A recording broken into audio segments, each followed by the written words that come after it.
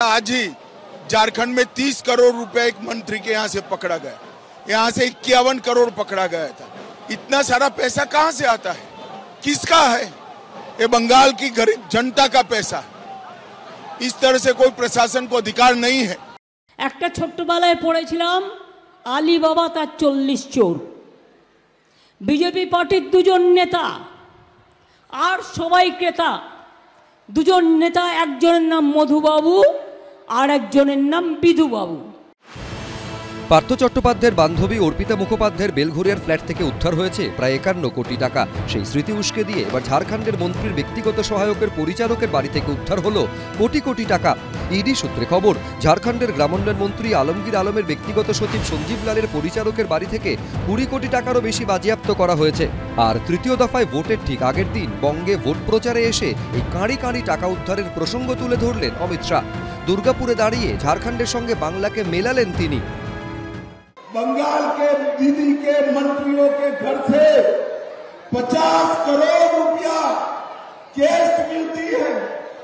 झारखंड में कांग्रेस के एमपी के घर से 350 करोड़ रुपया कैश मिली, 350 करोड़ रुपया रोकड़ा। और आज कल रात को ही झारखंड में एक मंत्री के घर से 30 करोड़ रुपया जब्त हुआ है भाइयों, 30 करोड़। मुझे बताओ, जिन्होंने गरीब बंगाल की जनता का पैसा लूटा है वो जेल की सलाखों के पीछे जाने चाहिए या नहीं जाने चाहिए? মধু বিধু দুই ভাই দুর্নীতি করে,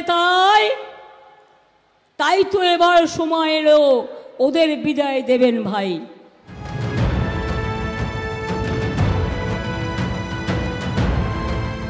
नरेंद्र मोदी 23 साल से मुख्यमंत्री और प्रधानमंत्री है, उस पर 25 पैसे का भी कोई आरोप नहीं है मित्रों, कोई आरोप नहीं।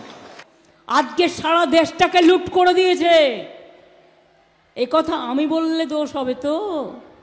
যখন অর্থমন্ত্রী স্বামী দাঁড়িয়ে বলেন যে দেশ লুট হয়ে গেল, দেশে আর কোনোদিনও নির্বাচন হবে না, এই মোদি যদি আসে একে হাঁটান, দেশ থেকে বাঁচান, যদি বাঁচতে চান ইমিডিয়েট হাঁটান। দুর্নীতি ইস্যু ভোট বাক্সে কতটা প্রভাব ফেলে তার উত্তর মিলবে 4 জুন। অরিত্রিক ভট্টাচার্য, শিবাশিস মৌলিক, আশাবুল হোসেন, এবিপি আনন্দ।